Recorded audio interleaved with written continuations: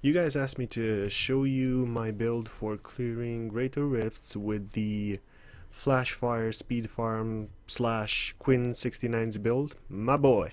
First of all, I'd like to thank Quinn69 for the build.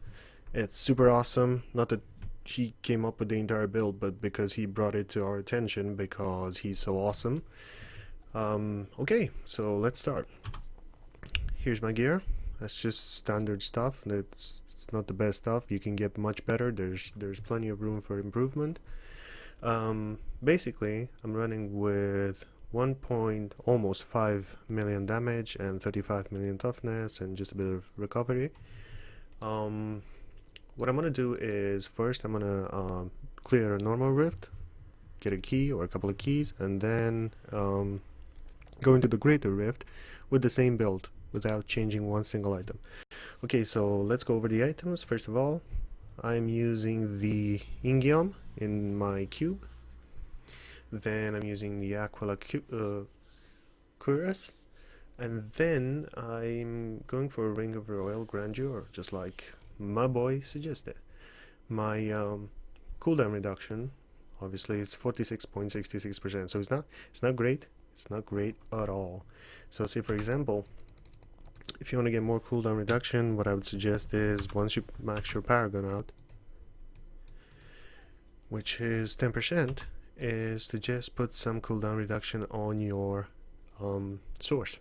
Now I've got a source with cooldown reduction on it, which is this one. I'm using this one because it doesn't have that much damage. Well, it's only 3%, but it's you know, it's got its passive down to 4% instead of 5, so I'm basically losing a bunch of defensive stats just because I want to use that one instead, just because it's got the reduced cooldown of all skills by 8%. So you could put cooldown reduction on your source, which would help you out. Say if I'm to switch to this one instead, my cooldown reduction would jump to 50%, which isn't bad. I mean, it's pretty fine. You can just sit there and keep spamming it. It'll keep going. It'll never stop, and the damage you put out, it's pretty amazing. You don't have to worry about that.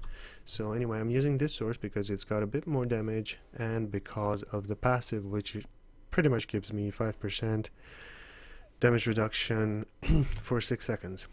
And if you keep that up, then obviously you're gonna have it on permanently. So I'm using this one instead, which gives me these stats. Now let's go over the stats. The stats are pretty much 50% critical hit chance. I mean, if you can get 40%, it's more than enough. I just got 50% because I got lucky with a couple of rings. And then we've got almost 400% critical hit damage, which is more than enough.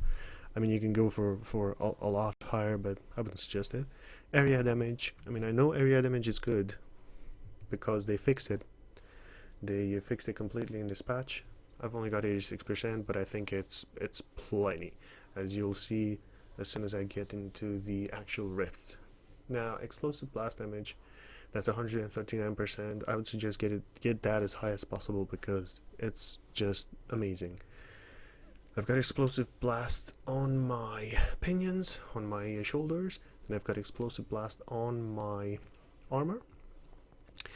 And I believe I've got explosive blast. Was it? Is it just? Oh well, it's just those two plus the Wonderful. Now Wonderful, as Quinn suggested, you can pretty much speed farm this thing up if you just drop your wands and then use them in the cube, which is what I would suggest. But then again, if you play on Torment 10, then it's more than enough, and I'm going to show you why. It's because once you play Torment 10, I mean, look at this. Wonderful Ancient, Wonderful Ancient. Look at this. Wonderfuls. Plenty of Wonderfuls. I mean, you drop this. I simply take all my Wonderfuls, except for the ones I actually like, and just salvage them because they drop so often. If you play on Torment 10 and if you play long enough, then it'll most definitely drop.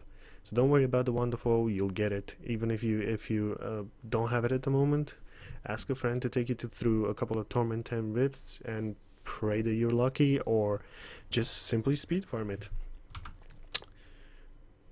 I wouldn't suggest going to Kadala either. I spent so many shards. I mean, if you look at my profile, you'll see that I got 140,000, at least 100,000 of that went for the wand the first time before I dropped it, and it simply doesn't drop. There's so many drops, it's mind-boggling.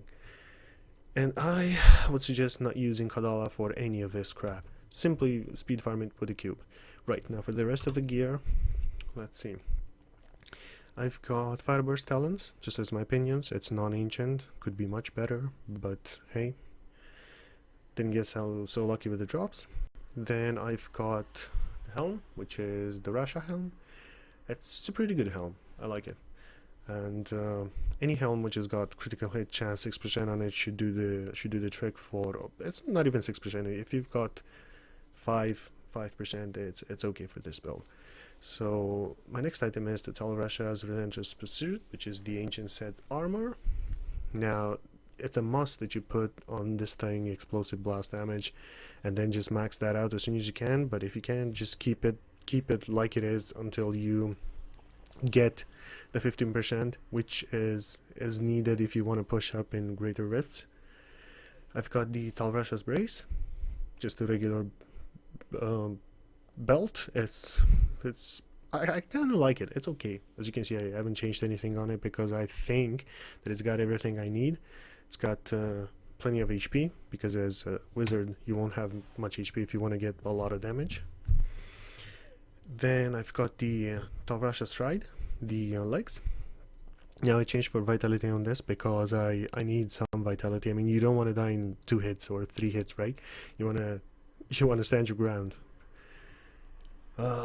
Then I've got the Fireburst Starcy, which is the ancient set boots.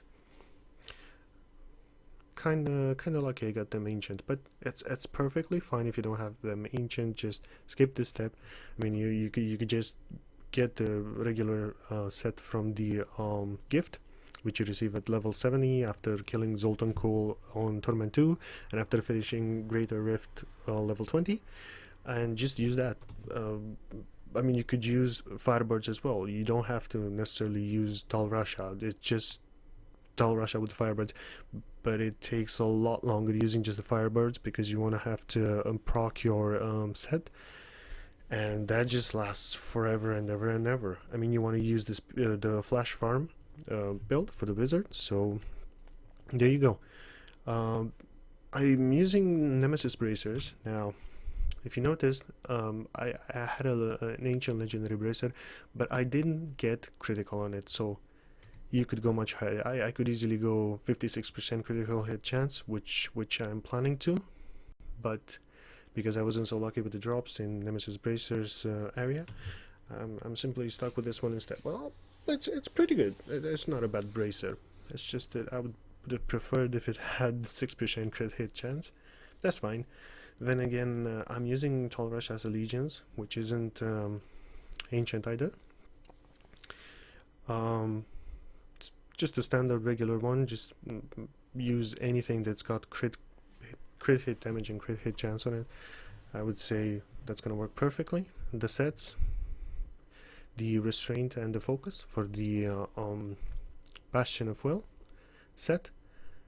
Now on the rings, I suggest, if possible, to get at least one of the crit hit stats on them. Say for example, if you've got a Restraint drop, even if it's not the ancient, it doesn't matter. If you've got a normal one but does more damage, I would take that one over the ancient.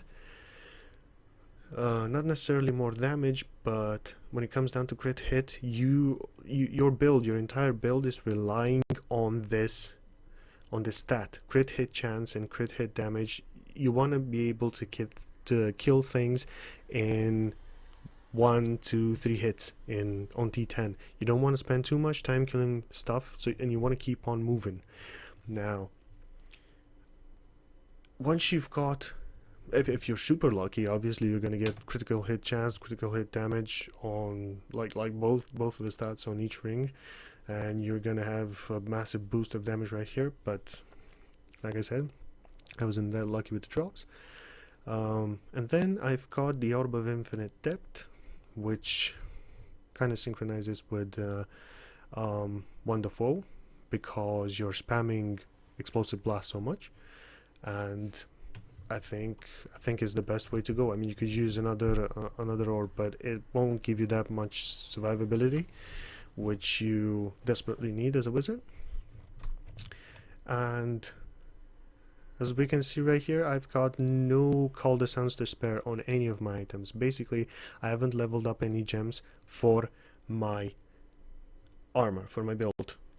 I'm playing a pure regular normal build, so people won't be like, oh man, here's another guy who's doing a guide and we can't copy it because who the hell has level 70 or 80 Call the Suns to spare on every item, which I completely agree with. I mean, when you're doing a guide, you should be able to at least show the people how to mimic your build, because it's pointless to mimic someone's build if you don't have their stats.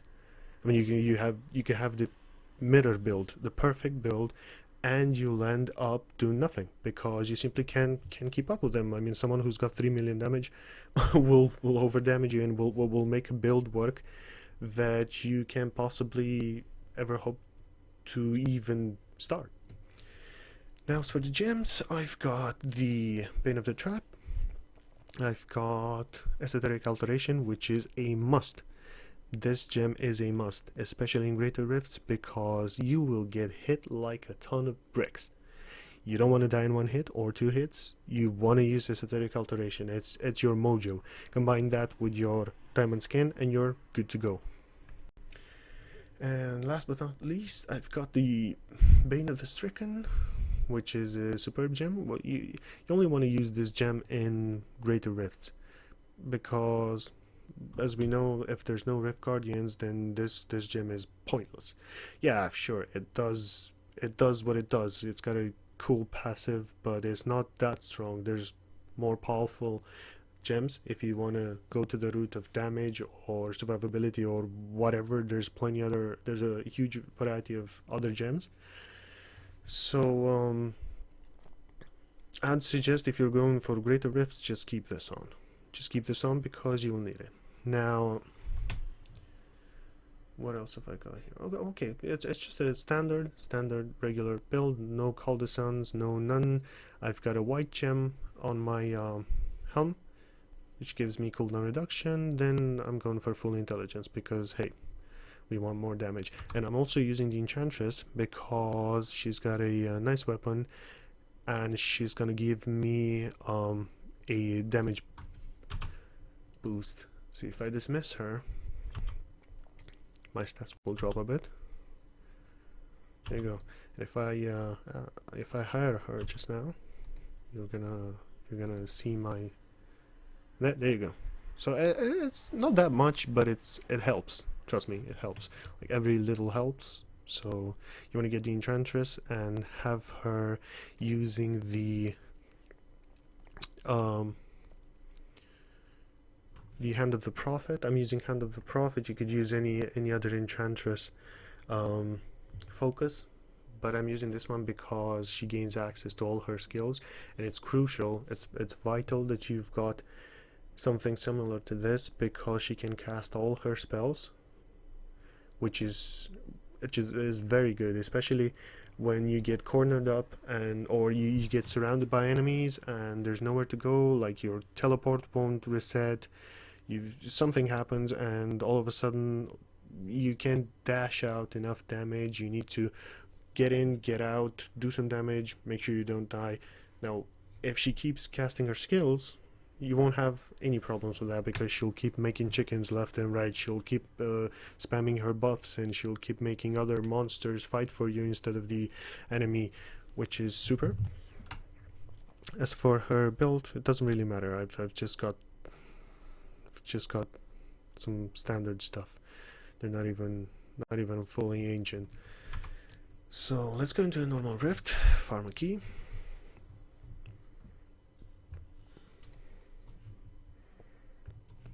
Okay. Oh, I forgot to show you the skills.